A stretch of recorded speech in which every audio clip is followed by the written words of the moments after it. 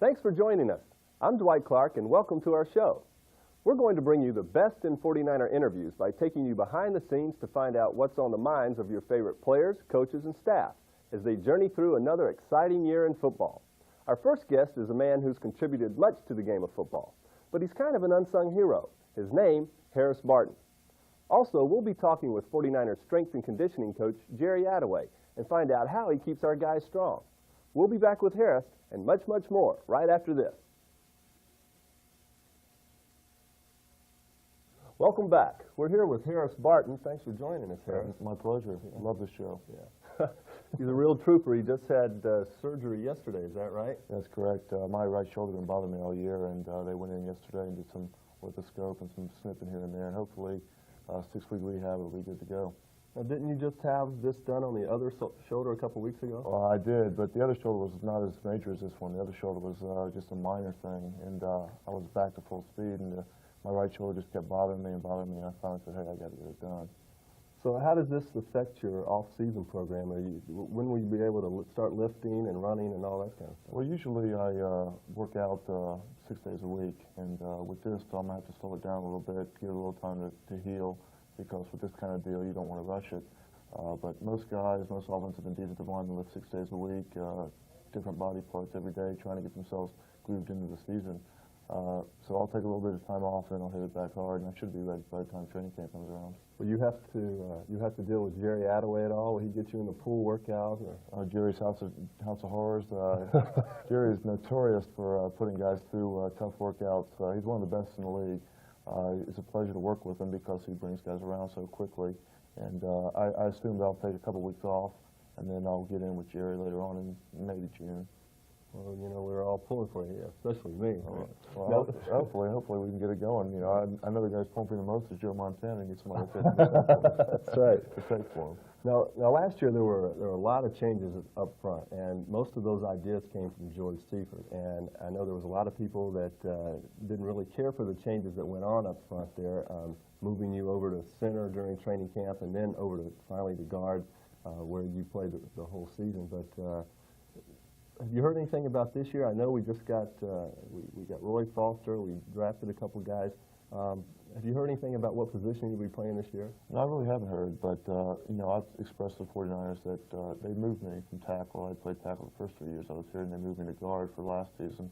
And I really didn't like to move at first. It was uncomfortable for me. It was a new learning experience. I'd established myself as a pretty good right tackle in the league, and you know, they moved me, but now once they moved me, I like the guard position, and I've expressed to the 49ers that I'd like to play that guard position. Now, they brought in Roy Foster, who's an excellent player out of Miami, has been for many years, and I assume his natural position is left guard. Well, Guy McIntyre's a Pro Bowl player there.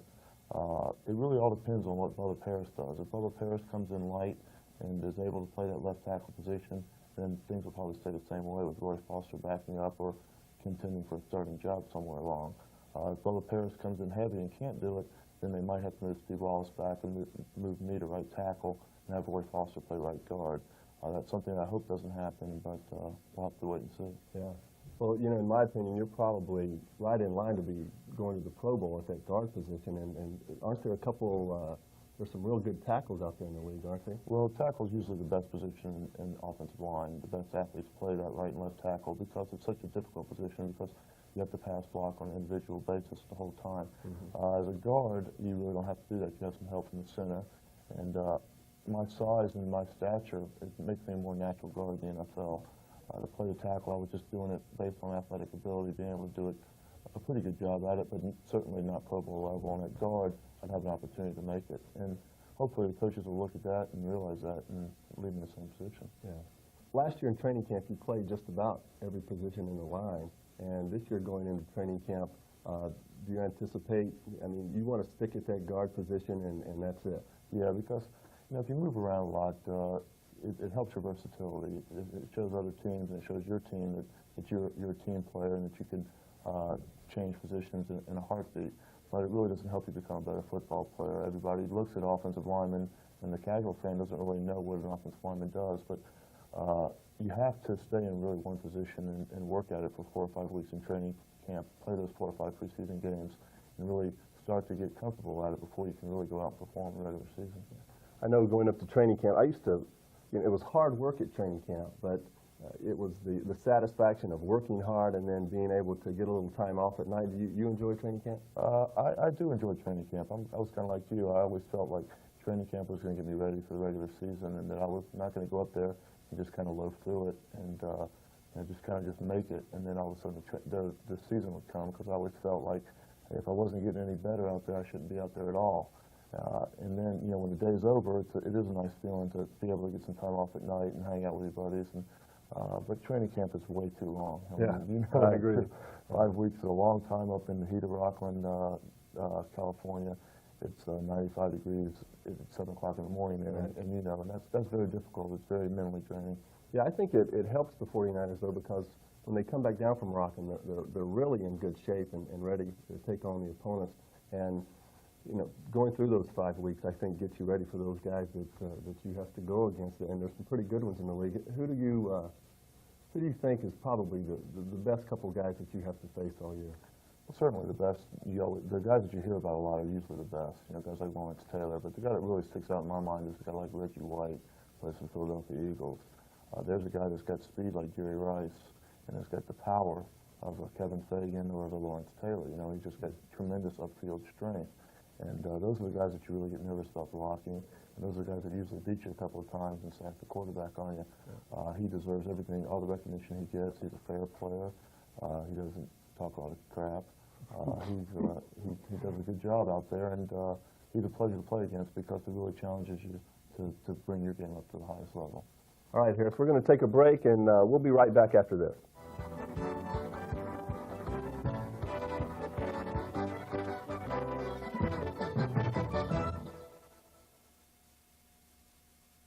If you've just joined us, we're here with Harris Martin.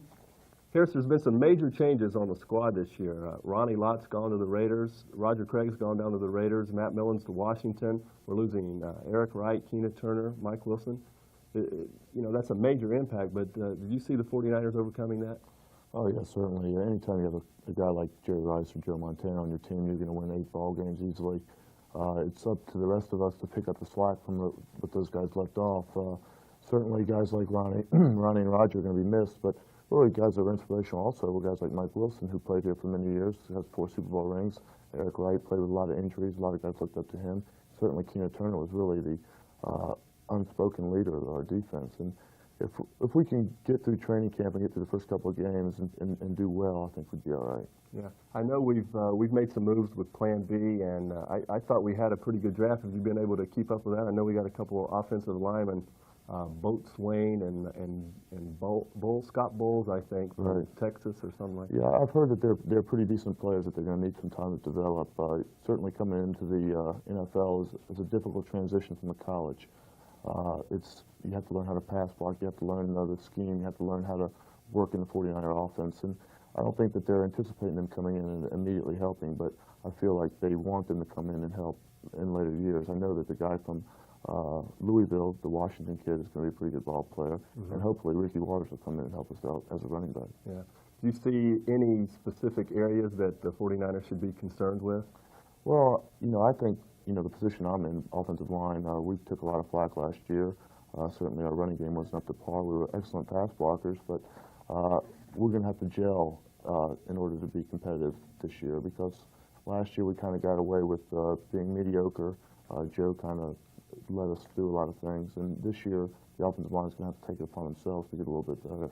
Now, speaking of Joe, what's this deal with the are you ready for some football, this Monday night football theme song? And I know there's something between you and Joe and that song, and I don't know what it is. Well, usually I'm like the Mr. Intensity in the locker room, and usually Mr. Joe is like Mr. Loose in the locker room. And now every time we play on Monday nights, they play that Willie Nelson song, and he usually gets in my face and sings it, and he's probably got the worst voice of anybody I've ever met. So it usually loosens me up a little bit. I probably need a little bit more of that. If I could play as loose as Joe, I'd be very happy. Yeah.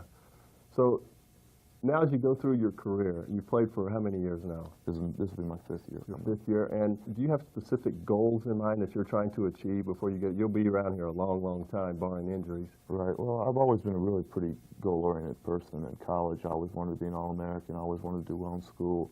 And when I got to the professional level, certainly I wanted to be known as an All-Pro. But I guess most importantly, you want to look back on your career as a 49er and say, hey, I played with the team for many years. I was well treated, and I treated them well back. I played hurt. I played in a couple of Super Bowls, and you just want to be able to look at the mirror at the end of your career and say, hey, I gave it all I got, and hopefully they appreciate it. Now, I know that you're into horse racing a little bit, right. And I know you hang around and go to some races with Mr. DeBartolo's father. That's correct. Ed Sr. Right. And are you going to the Kentucky Derby this weekend? No, unfortunately, we got a minicamp this weekend, so I'm not going to make it. Right. But I'll be watching. Do you have any predictions for that? I'm going to have to go with Fly So Free. You know, that's going to be the horse to win. I'm a big sports fan in general. I watch a lot of hockey, a lot of basketball, baseball. Growing up as a kid, I was a big sportsman. And really coming out here, I've just finally been introduced to horse racing. Yeah. Well, we're not allowed to give any tips on football, but I guess horse racing is all right. Right. Well, any tip that you get is usually a bad tip in horse racing. That's what I've always learned. So don't believe a word I say. Right. So in years to come from now, what would you want to be said about Harris Barton? Well, I'd like people to look back and say Harris Barton was intense. He was giving to the community. He was a good football player. And if people can say that, then I believe that I was successful in my career as an NFL football player. All right, great. Well, Harris, thanks for joining us. My I appreciate pleasure. you being here. My pleasure. And we'll be right back with Jerry Attaway. He's taking us behind the scenes and showing us how he keeps those 49ers strong.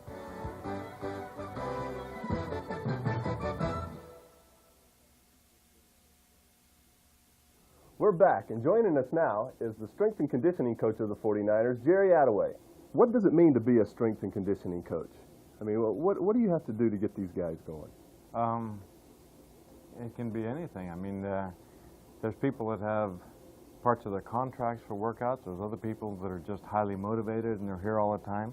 No one, as you know, in this business has to be here in the off season unless they have a special clause in their contract. Right. So it's bottom line is just try to get the people that are around or the people that live in other cities and give them whatever help you can, because it's their choice. Yeah. They're not required to come see me.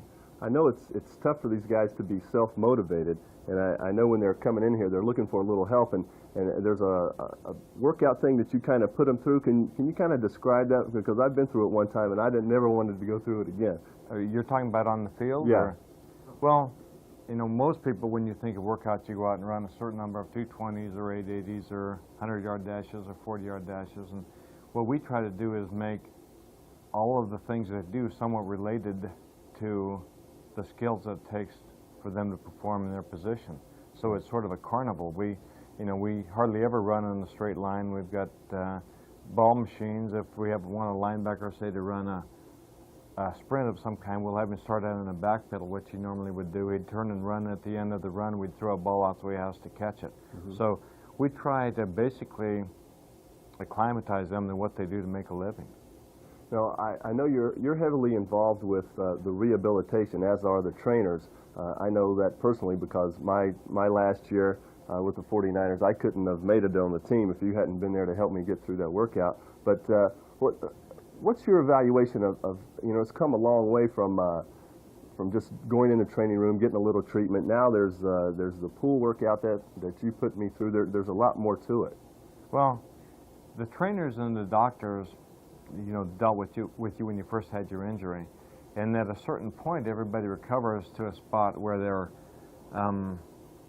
mobile, but they can't go perform the skills it takes for them to go back into play. And so, instead of letting people just sit around, what we try to do is use water as a medium that they can run and work in, that brings them around to where they can do skills that are similar to what they're doing, but there's no impact. So the pool was just a stage in bringing you from your injury to where, remember, we got to a point where we would go in the pool and then we'd go a little bit on land, and we kept adding more and more to the land. It's just to try to bring you back to what it takes for your skills to get back into play. Yeah. You know, Jerry, besides the strength and conditioning part of it, I know in your mind nutrition plays a big part in the day-to-day lives of a player, and even to the point where the proper nutrition can help a guy play better. Is that pretty much your thoughts on it? Well, yes, but you know, the one thing that you have to remember about professional athletes or professional football players is that they basically eat the same way that the normal American eats. They eat high fats, lots of fast foods, low carbohydrates, high refined sugars. And what people don't stop and think about is the fact that there's 4 different kinds of fuels that you can eat: carbohydrates, fats, proteins, and alcohol. And if you have a car that goes 100 miles an hour on gasoline and put diesel in it, it might run, but it won't go 100. It may even work so hard that it overheats.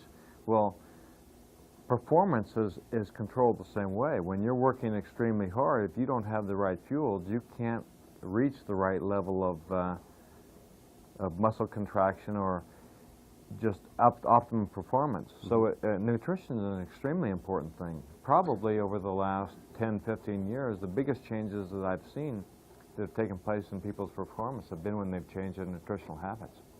Well, thanks for joining us, Jerry, and I know you just recently got married, and I want to congratulate you on that, and thanks for joining us. Hope you'll be back with us. Thanks. We'll be right back after this.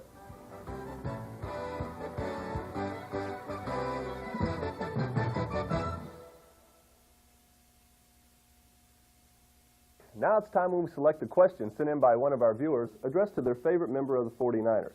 This week's question is from Paul Angelo of Campbell, California, and Paul asks Coach Mike Holmgren, Coach Holmgren, being an NFL coach is a high-tension job. How do you manage your stress levels and keep you cool? Well, Paul, it's an interesting question. I think most people in every profession have stress they have to deal with. In the coaching profession, our stress kind of reaches a peak on Sunday. We put in a lot of time and effort on our preparation. There's a lot at stake in winning and losing the games.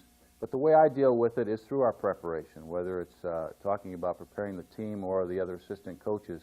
We feel that if we prepare properly, then dealing with the stress on Sunday in some ways will take care of itself. But thank you very much for the question. If you'd like to have your question answered, send us a videotape with your name, address, and telephone number along with your question to The Dwight Clark Show. If your question is selected, Dwight will send you a free autographed Dwight Clark Show t-shirt as a gift. Paul, yours is on the way. I'd like to thank Harris Barton for being a guest on our show, and also Jerry Attaway for his behind-the-scenes look at how he keeps the 49ers strong. Most of all, thank you for joining us, and until next time, I'm Dwight Clark. See you soon.